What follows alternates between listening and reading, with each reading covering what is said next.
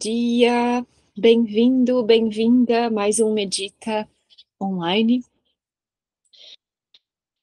Então vamos começar a conversar um pouquinho, né? Introduzindo o tema de hoje e amarrando com o tema da última semana.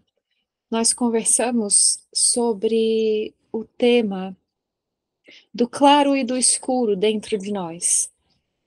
Eu trouxe essa conversa no Medita porque a meditação, ela é uma prática de muitas faces. É uma prática com muitos resultados distintos, com muitos objetivos, e isso depende exclusivamente de quem medita e de qual é a sua busca, qual é o seu propósito com essa prática do silenciamento, da quietude, da introspecção. E eu trouxe uma das estradas que se podem percorrer na meditação, que é a autoinvestigação, tanto de sua esfera luminosa, quanto de sua esfera sombria ou sombreada, aquelas partes de nós que nós não conhecemos, e que é importante, no devido tempo, jogar luz sobre esses pontos escuros para que a gente tome consciência do que está ali oculto. Senão, se ficam pontinhos sombreados, nós não conseguimos realizar a integração do nosso ser, ou seja, nos conhecer por completo, realizar o nosso máximo potencial, porque determinadas partes de nós ficam ocultadas de nós mesmos. Bem, nós podemos dizer, simplificar esse objetivo como a busca da verdade. Afinal de contas, estaríamos investigando as nossas entranhas para descobrir a verdade sobre nós. Pela psicologia moderna, foi definido que nós temos diferentes esferas dentro da nossa consciência. Temos uma camada consciente, temos uma camada subconsciente e uma camada inconsciente. E nas escolas esotéricas tradicionais também se tem esse conhecimento de que nós temos partes de nós ainda a serem reveladas. Não necessariamente chamando com esses nomes assim, né? Cada escola, cada linha tem nomenclaturas diferentes que dá para essas estruturas, para esses componentes da nossa psique, da nossa consciência. E eu gostaria de abordar hoje um outro aspecto da verdade. Enquanto dentro de nós temos claro e escuro, esse jogo de cores, no mundo, quando lançamos esse olhar não para dentro, mas também para fora, nós vemos que existem muitas cores de verdades. Poderíamos até dizer que a gente vive em um mundo que brinca com a verdade. Não no sentido de brincar da manipulação das ideias com uma intenção egóica, apesar de que isso existe, por exemplo, nos veículos midiáticos, com a publicidade, né, com o propósito de vendas, por exemplo, manipula-se a entrega de maneira a induzir-nos a determinadas coisas. Não estou fazendo um juízo de valor se isso é certo ou errado, estou falando que é assim que acontece, ponto, é um evento. Mas estou falando sobre brincar com a verdade no sentido de que ela tem diferentes faces, ela se apresenta de diferentes formas. E até se a gente tiver bom humor para olhar para isso, se a gente tiver, assim, um comportamento até infantil, não no sentido de ignorância, mas no sentido de brincar com a vida, nós podemos achar isso até engraçado. Por exemplo, e eu vou elucidar com uma história. É uma história indiana, um mito bem antigo, que conta a história de uma pessoa muito rica que tinha um elefante. E na Índia é comum, né? Tem muitos elefantes e alguns deles são domesticados e servem como condução, assim como se usam os cavalos aqui, comumente, né? Os bois. Lá os elefantes também servem como transporte.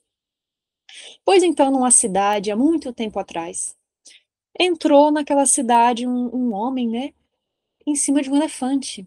Mas naquela cidade, naquela região da Índia especificamente, ninguém nunca tinha visto um elefante. E nessa cidade tinha 5 homens muito sábios, 5 pessoas de muita sabedoria, mas os 5 eram cegos.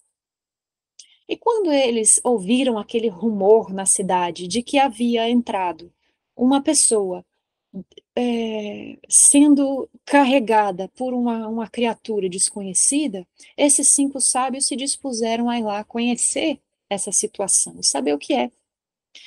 Como os 5 eram cegos, eles se aproximaram pelo tato e foram tocando aquele animal.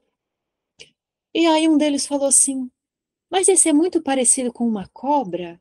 O outro falou: Não, isso é muito parecido com uma rocha. O outro falou: Isso é muito parecido com uma árvore. E o outro falou: Não, isso parece um teto, parece uma lona, parece uma coisa. Enfim, todos eles fizeram as suas observações e propostas, né? Não, isso aqui é uma árvore, definitivamente. Não, isso daqui é uma cobra, definitivamente. Não, por certo que isso daqui é uma rocha, uma parede, alguma construção, alguma coisa assim. Bom, fato é que, pelo tamanho daquele animal, todos eles estavam tocando diferentes partes do bichinho. Então, o homem que achou que era uma cobra estava pegando a tromba do elefante. O homem que achou que era um teto, que era uma coisa assim, estava tocando a barriga do elefante. O outro que achava que era uma rocha, era uma parede, estava tocando ali a pata do elefante, né, firme e ereta. Então, cada um, a partir da sua perspectiva, teve uma noção da verdade. Todos estavam corretos e todos estavam errados ao mesmo tempo. Estavam corretos no sentido de uma partícula daquele conhecimento, daquela percepção era verdadeira, mas não tinham uma visão do todo. Então, por conta disso, se desentenderam, não é? Então, veja, né? Se o olhar desses sábios fosse muito, como vamos dizer assim, muito seguros de si, eles entrariam em conflito, em desacordo. Falariam, não, isso aqui definitivamente é uma cobra, que parede o quê? E poderiam brigar, não é? E quantas vezes acontece isso nas nossas vidas? Uma informação é entregue e o sujeito A tem uma percepção, o sujeito B tem outra percepção, o sujeito C tem outra percepção ainda. Mas, devido ao estado de reatividade dos 3 indivíduos, uma diferença de perspectiva acaba virando um conflito, ao invés de virar uma oportunidade de integrar diferentes ideias para que aquilo se some, se aproximando da verdade maior. Então, essa história trata sobre isso, trata sobre essa brincadeira da verdade no nosso mundo. Então, por que isso tem a ver com meditar? Quando nós cultivamos um espaço de quietude, quando nós cultivamos um espaço de observação sem reagir aos estímulos, nós estamos cultivando o silêncio. Nós estamos distanciando o estímulo que recebemos do mundo da nossa resposta.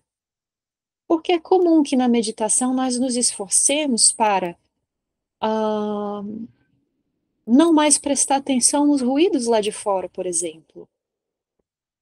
Aqui mesmo onde eu estou ouvindo os pássaros, eu estou ouvindo carros, eu estou ouvindo uma criança brincar de bola, eu estou ouvindo o motor de alguma coisa.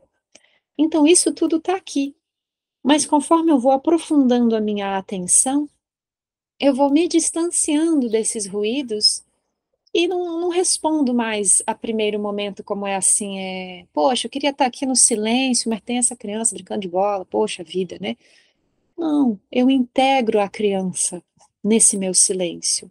E essa batida da bola, a risada, o grito que ela dá, já não faz, não, já não importa mais tanto assim. Porque a minha escolha, a minha atenção, ela está ficando cada vez mais firme dentro de mim. E isso já não importa mais tanto. E aí eu ganho em lucidez, eu ganho em paciência, eu ganho em compreensão, eu ganho em justiça, afinal de contas. Eu não tenho direito de criticar a criança de estar brincando de bola, durante a minha meditação. Olha o quão arrogante é essa perspectiva. Mas conforme a gente cultiva esse espaço de silêncio, a gente vai aceitando, a gente vai compreendendo e a gente vai deixando de nos tornar reativos, ou seja, aquele que reage instantaneamente.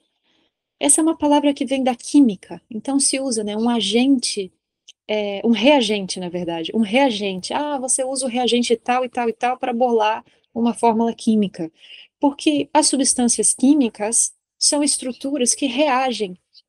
Determinadas substâncias, quando colocadas juntas, elas reagem instantaneamente. Por exemplo, limão e bicarbonato de sódio, se você coloca junto num copo, ele vai causar uma efervescência. São dois reagentes que, devido à sua estrutura, reagem instantaneamente, não há tempo para pensar, porque não é da natureza das substâncias pensar, mas é da natureza humana.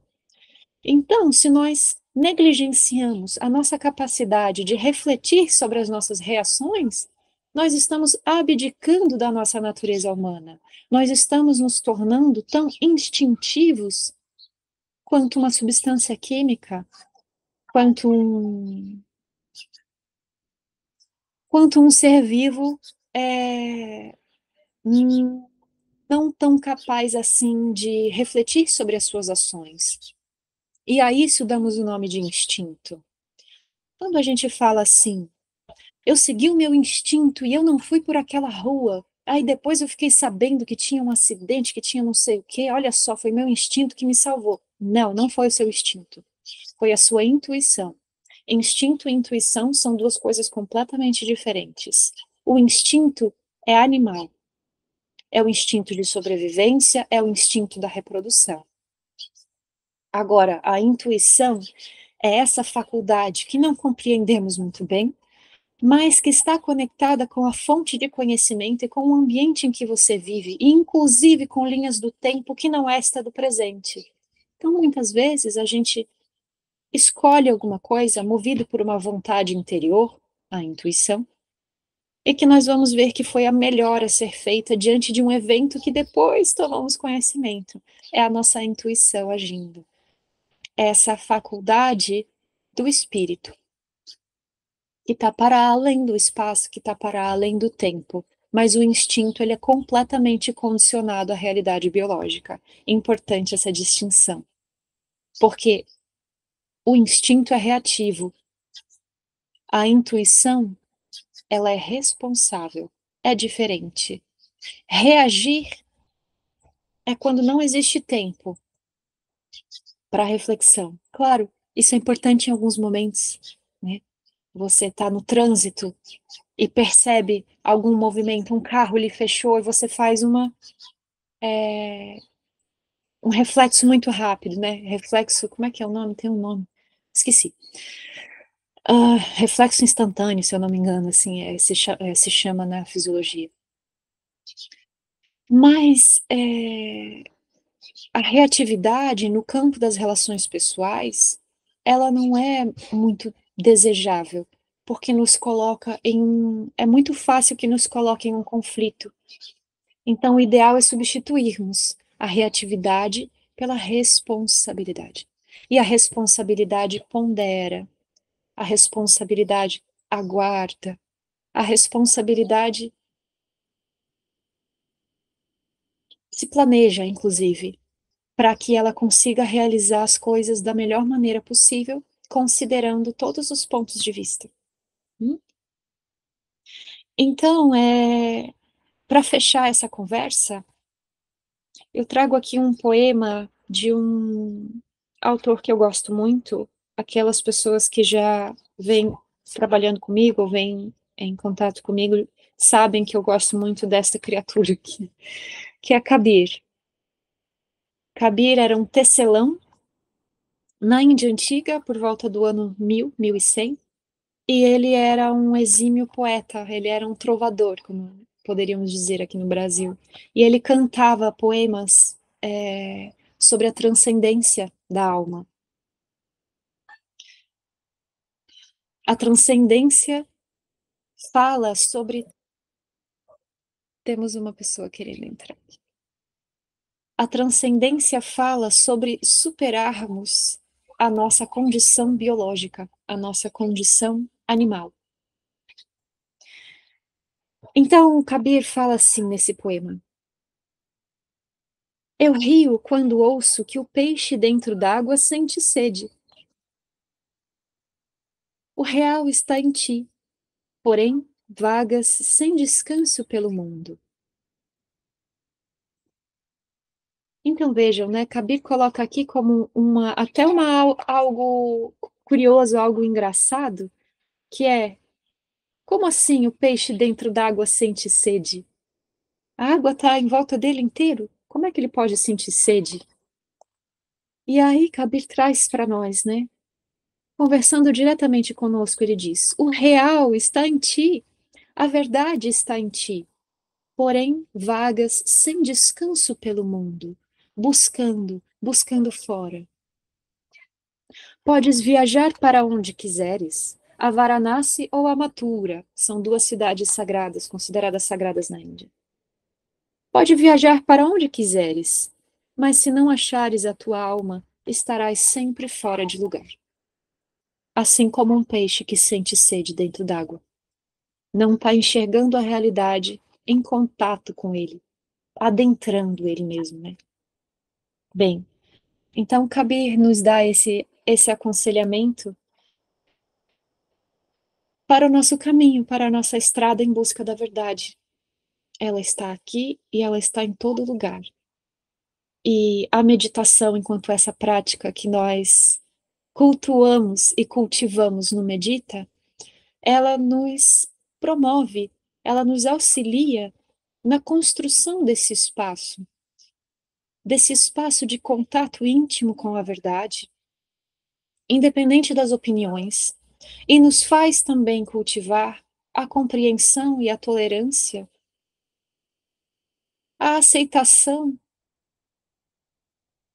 das múltiplas faces da verdade no mundo, porque é assim que é. O nosso mundo é assim, por isso que é dito o mundo de ilusão. Ilusão é aquela imagem que muda o tempo todo, porque a verdade brinca nessa dimensão, então ela não é única. E a partir do momento que nós aceitamos, compreendemos e cultivamos isso em nós, lidar com as pessoas, lidar com os eventos se torna mais tranquilo, mais ameno, mais pacífico. Bom, dito isso, encontre uma posição confortável para nós fazermos nosso mergulho interno. Toma uma inspiração profunda, abre o peito, faz um alongamento, assim, um pouquinho do pescoço, dos ombros. Gira os ombros para trás, fazendo uma massagem no pescoço, nas escápulas. Depois de uma noite de sono, ainda mais no friozinho que tá aqui em Floripa, a gente fica meio encruadinho assim, né? Então é bom, antes de fazer as suas práticas da manhã, ou mesmo antes de levantar da cama, fazer uma massagenzinha só para mobilizar esses músculos que ficaram, né, retesados ali para tentar se aquecer à noite. Assim que encontrar a tua postura confortável, busca sentir a imobilidade.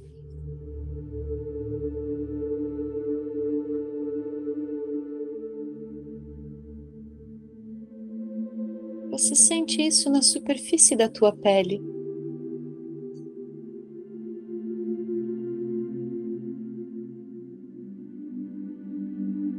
Nem 1 milímetro de balanço.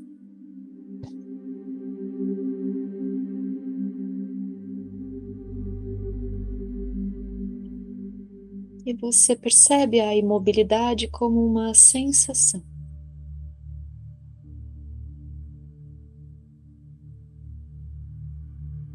Alinha bem a tua coluna. Alonga a tua nuca, puxando o queixo 1 centímetro para dentro. Você vai ver que a sua coluna vai crescer.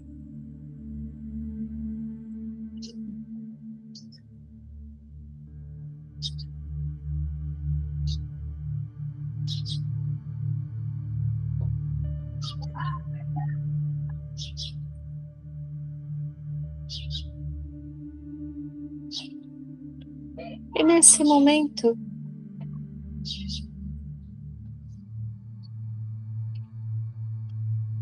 nós aguçamos os nossos sentidos.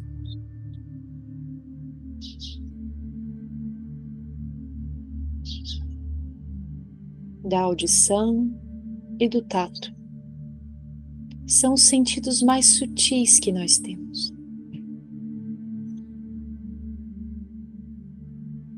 Nós neutralizamos o paladar, a visão,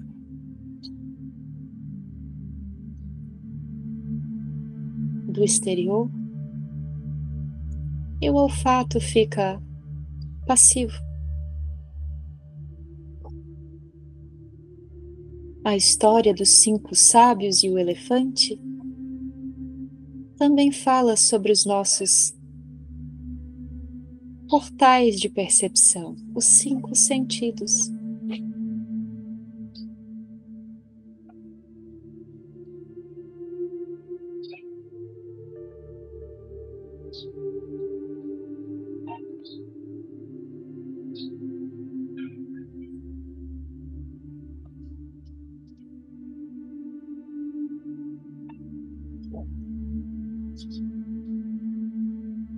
A mente vai serenando, a respiração vai aprofundando. À medida que você se entrega para o prazer de sentir, de perceber as sensações sutis do corpo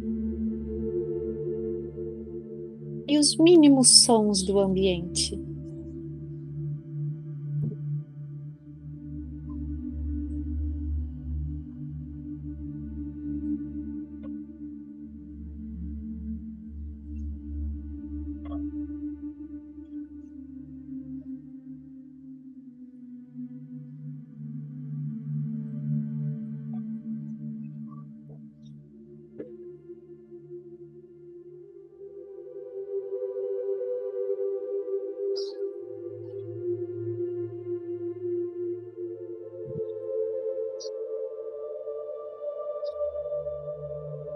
Se nós ficarmos apenas assim,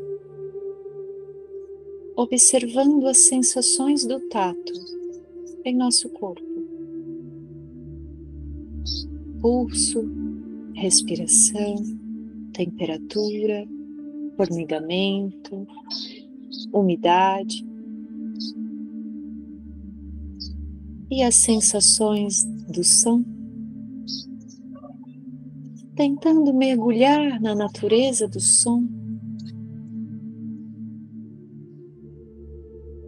pois cada som se abre em muitos. Apenas esta prática já é capaz de enriquecer as nossas virtudes da observação,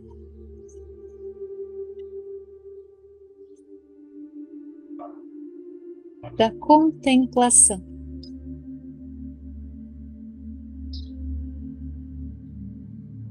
E a contemplação, por sua vez,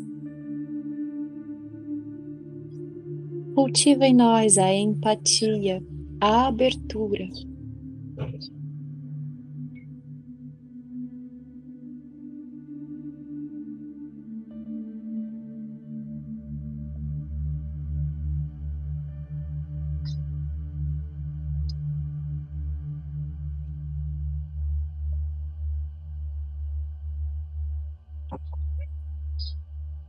Apenas 2 coisas são necessárias: o foco para doutrinar a tua mente, direcionando-a conforme a tua vontade,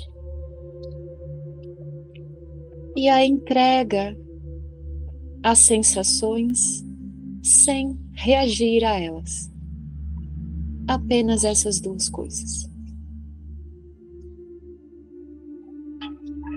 Essa é a base de todas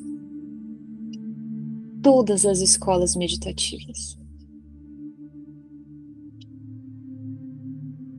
O esforço do foco e a entrega da percepção.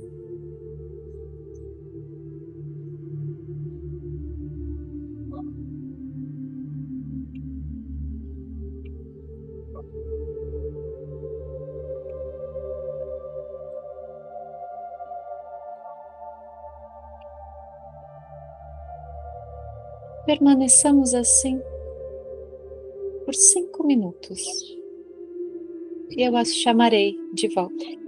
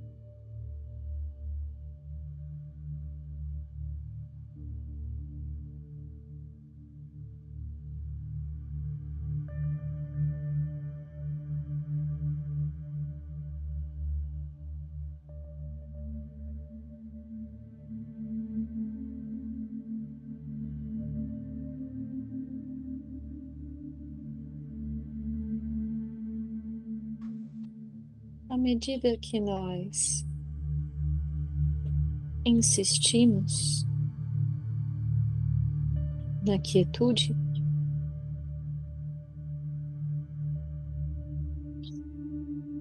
a mente vai adormecendo como uma criança relutante em ir para a cama.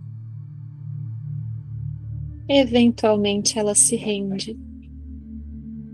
E aí nós conseguimos desfrutar do silêncio da noite.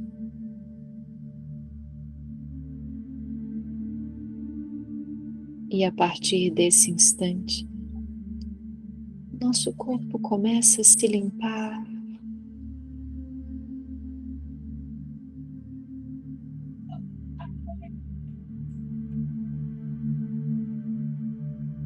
Começa a se purificar dos estímulos, dos ruídos, dos resíduos. E muitos milagres podem acontecer, verdadeiramente.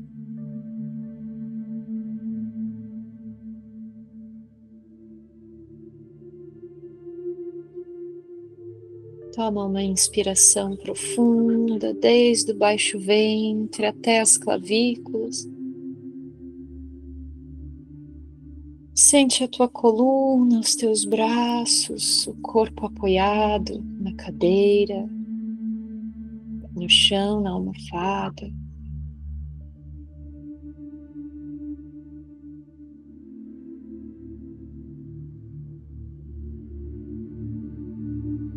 Engole a saliva, mexe um pouquinho o pescoço.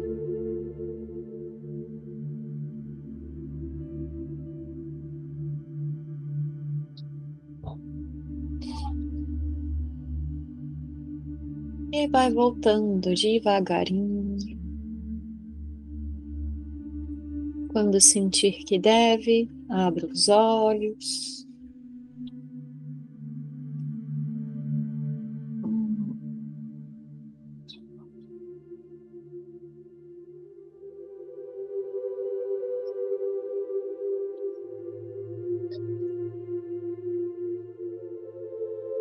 E a nossa tarefa continua ao longo de todo o dia de cultivar esse espaço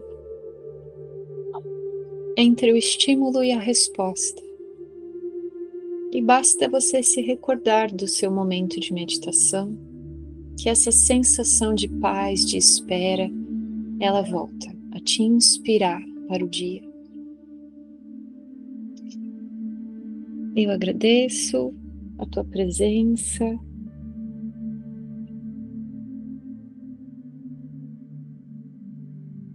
Namastê.